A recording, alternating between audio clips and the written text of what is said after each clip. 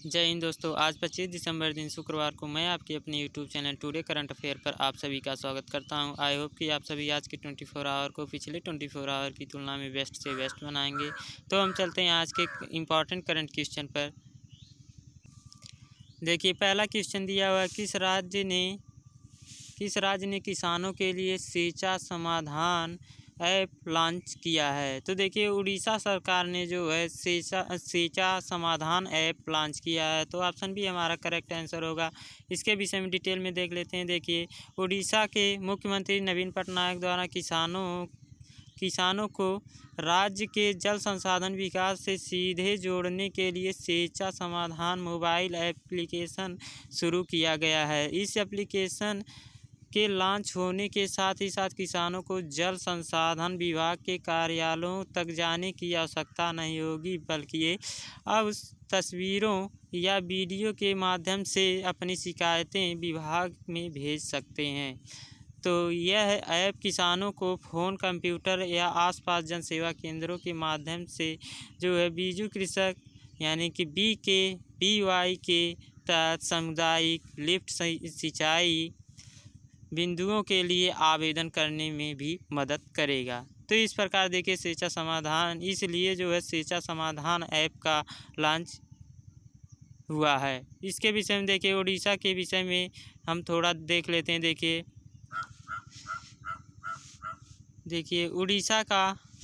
उड़ीसा की स्थापना जो है 1 अप्रैल 1936 में हुई थी। इसको जो है उत्कल दिवस के रूप में भी मनाते हैं। 1 अप्रैल 1936 में हुई थी, तो 1 अप्रैल को जो है हम मनाते हैं उत्कल दिवस के रूप में भी। देखिए, इसकी राजधानी भुवनेश्वर है। सबसे बड़ा शहर भी भुवनेश्वर है। जिलों की संख्या जो है 30 है। उड़ीसा में जिलों की संख्या 30 है। और देखिए, यहाँ राज्यपाल जो है गणेशी लाल जी हैं और यहाँ के मुख्यमंत्री नवीन पटनायक जी हैं। और यहाँ की विधानमंडल जो है एक सदनात्मक है, यानी कि यहाँ जो है केवल विधानसभा है। यहाँ देखिए 147 सीटें हैं इसमें। और संसद में जो है इसकी जो है लोकसभा में 21 सीटें और राज्यसभा में 10 सीटें हैं। और इसका उच्च न्यायालय जो है उड़ीसा उच्च न्यायालय के नाम से जाना जाता है। और यहाँ देखिए इसका क्षेत्रफल जो है 1,55,707 वर्ग किलोमीटर है। और इसकी जो है क्षेत्रफल में रैंकिंग जो है 8। और यहाँ का संपूर्ण आबादी जो है 2011 की जनगणना के अनुसार इतनी है। तो इस प्रकार देखिए क्वेश्चन कंप्लीट हुआ। अगला क्वेश्चन है, हाल ही में समाचारों में देखा गया शिगेलासिस शब्द का क्या अर्थ है। तो शिगेलासिस शब्द का अर्थ है बैक्टीरियल संक्रमण। तो ऑप्शन बी हमारा करेक्ट आंसर होगा। तो इस प्रकार देखिए ये क्वेश्चन हो गया। अगला क्वेश्चन है हमारा, Hong Kong people freedom and choice act नामक बिल के संदर्भ में निम्नलिखित में से कथनों पर विचार कीजिए। यानी कि 2 कथन दिए हुए हैं। इन कथनों पर विचार करके हमें 4 ऑप्शन दिए हुए हैं, उनको सही उनमें से कौन सा सही है ये हमें टिक करना है। तो देखिए, जो है पहला कथन दिया हुआ है, यह चीन द्वारा पारित एक बिल है, तो ये गलत है। यह देखिए अमेरिका द्वारा पारित एक बिल है। और यहाँ देखिए कथन दूसरा दिया हुआ है, इस बिल में चीन में हांगकांग के नागरिकों को विशेष शरणार्थियों का दर्जा दिया गया है, जिसे अस्थायी संरक्षित स्थिति कहा गया है। तो ये भी गलत है। तो हमारा जो है ऑप्शन डी करेक्ट आंसर होगा। इनमें से उपरोक्त में से कोई नहीं। देखिए, उपरोक्त में से कोई नहीं, ऑप्शन डी हमारा करेक्ट आंसर होगा। यह देखिए, यह क्वेश्चन जो है एग्ज़ाम के व्यू से बहुत ही इम्पॉर्टेंट है, क्योंकि आजकल जो है एग्ज़ाम में कथन देकर जो है उसका पूछता है आंसर क्या होगा। तो यहाँ देखिए इसके विषय में जो है डिटेल में देख लेते हैं। यह एक अमेरिकी बिल है। ये जो बिल है यह एक अमेरिकी बिल है जो विशेष शरणार्थियों को दर्जा देने की मांग करता है। USA में हांगकांग के नागरिकों को अस्थायी संरक्षित स्थिति कहा जाता है। यह हांगकांग के नागरिकों को युद्ध से पीड़ित देशों के व्यक्तियों के लिए और प्राकृतिक आपदाओं जैसे अन्य कठिन परिस्थितियों में शरण लेने के लिए एक संघीय कार्यक्रम के हिस्से के रूप में देश में निवास करने और काम करने की भी अनुमति देगा। यह जो बिल है जो है किसी भी देश में काम करने और निवास करने की भी अनुमति देगा। यह देखिए यह कानून हांगकांग वासियों को चीन की मजबूत पकड़ से बचाने का प्रयास है। यानी कि ये देखिए चीन जो है इस पर दबाव डालता है, हांगकांग पर दबाव डालता है कि जो है ये मेरे देश का एक अंग है, लेकिन जो वहाँ के निवासी कहते हैं कि हम स्वतंत्र रहना चाहते हैं। तो इस प्रकार देखिए ये क्वेश्चन कंप्लीट हुआ। अगला क्वेश्चन है, हाल ही में जारी 2018 में तेंदुओं की स्थिति रिपोर्ट के अनुसार देश में तेंदुओं की आबादी कितने प्रतिशत वृद्धि हुई है। तो देखिए 60% जो है 60% जो है 2018 में तेंदुओं की स्थिति जो है 60% वृद्धि हुई। 2014 में जो देखिए इसके विषय में डिटेल में देख लेते हैं। हाल ही में